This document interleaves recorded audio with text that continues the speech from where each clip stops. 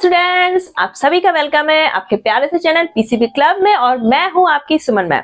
तो आज के इस वीडियो में हम लोग डिस्कस करेंगे जो आपका सेट 2 का क्वेश्चन है 31।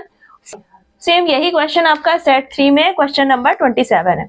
तो इस क्वेश्चन में एक पैरेललोग्राम दिया है ए बी सी डी, सभी के कोऑर्डिनेट्स दे रखे हैं और हमें ये प्रूव करना है कि हमारा जो ये A B C D parallelogram है इट इज रेक्टेंगल और नॉट।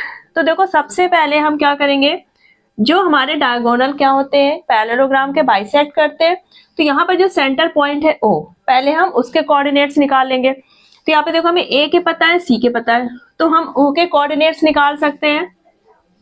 तो ओ का देखो एक्स कोऑर्डिनेट क्या हो जाएगा आपका 6 + 9 अपॉन 2, तो कितना आ जाएगा आपका 15/2। ओ का आपका y कोऑर्डिनेट क्या हो जाएगा 1 + 4/2 यानी कि 5/2। अब हमें ओ के कोऑर्डिनेट्स पता चल गए 15/2 एंड 5/2। अब देखो जो ओ है वो BD का भी मिड पॉइंट होगा और AC का भी।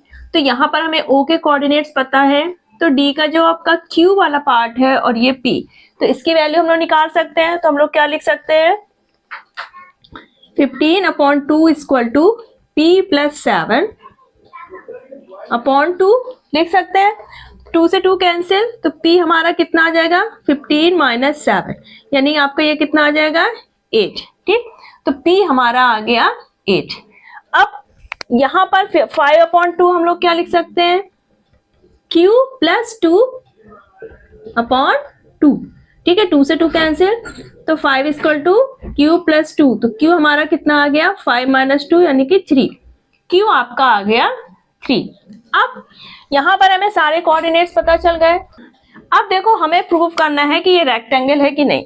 तो देखो जो हमारा रेक्टेंगल होता है और स्क्वायर होता है दोनों के ही हमारे क्या होते हैं डायगोनल्स इक्वल होते हैं।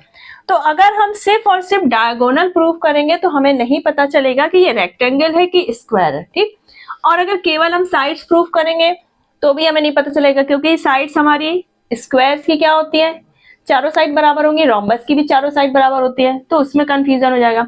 रेक्टेंगल में हमारी अपोजिट साइड्स बराबर होती हैं, तो यहाँ पर हमें अपोजिट साइड्स भी मैच करनी पड़ेगी और हमें डायगोनल्स भी इक्वल प्रूव करने होंगे। तो सबसे पहले हमें क्या प्रूव करना है यहाँ पर AB = CD।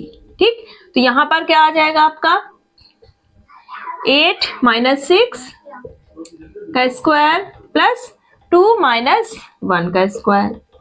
ठीक, और आपका CD में क्या हो जाएगा 7 - 9 का स्क्वायर प्लस Q आपका कितना आ गया 3 - 4 का स्क्वायर। ठीक, तो यहाँ पर आपका कितना हो जाएगा 8 - 6 2 का स्क्वायर यानी कि 4, यहाँ पर 2 - 1 1 का स्क्वायर 1, यहाँ पर भी हमारा यहाँ पर 4 और यहाँ पे 1 यानी कि √5 और √5। तो ये AB और CD हमारी कितनी आ गई √5। ठीक, अब हम AD और BC को चेक कर लेते हैं। AD = BC, तो यहाँ पर हमारा क्या हो जाएगा 6 - 7 का स्क्वायर प्लस 1 - 3 का स्क्वायर, और यहाँ पर हमारा क्या हो जाएगा 8 - 9 का स्क्वायर प्लस 2 - 4 का स्क्वायर। ठीक, तो यहाँ पर आपका कितना हो जाएगा 6 - 7 -1 -1 का स्क्वायर 1, यहाँ पर 1 - 3 -2 और -2 का स्क्वायर 4, यहाँ पर हमारा 8 - 9 -1 का स्क्वायर 1 2 - 4 -2 का स्क्वायर 4, यानी कि यहाँ पर भी हमारा √5 = √5। अब यहाँ पर देखो चारों साइड्स हमारी क्या हो रही है बराबर, तो साइड अगर हमारी चारों बराबर है तो भी ये हमारा रेक्टेंगल नहीं है।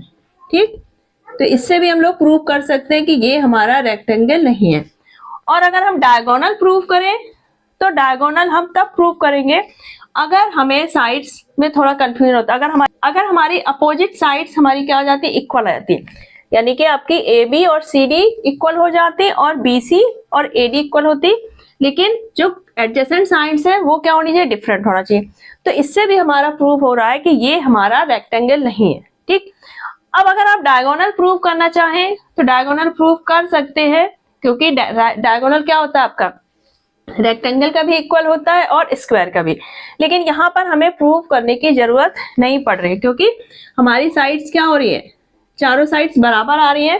तो यानी कि ये आपका स्क्वायर भी हो सकता है या फिर रोम्बस भी हो सकता है। तो इससे ज्यादा हमें प्रूव करने की जरूरत नहीं, क्योंकि यहाँ पे चारों साइड्स क्या आ रहे हैं, इक्वल हो रही है। तो आई थिंक आपको इस क्वेश्चन में आप कोई कंफ्यूजन नहीं होगा।